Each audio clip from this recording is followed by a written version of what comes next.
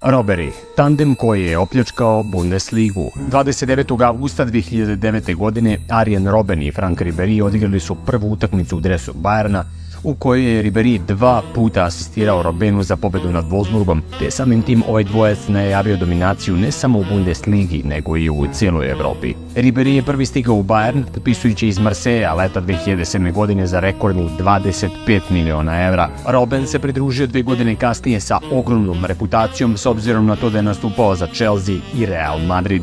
Zajedno su postigli 268 golova i imali 284 asistencija tokom njihovog boravka u Minhenu. Ribery je postao rekorder Bayerna po broju osvojenih titula sa 9 medalja, dok je Robben osvojio jednu manje. 18. maja 2019. godine odigrali su posljednju utakmicu u dresu Bayerna iz Minhena. Obojica su bili strelci u pobedi Bavaraca nad Frankfurtom od 5-1 i uz to proslavili šampionsku titulu. Oprostili su se od navijača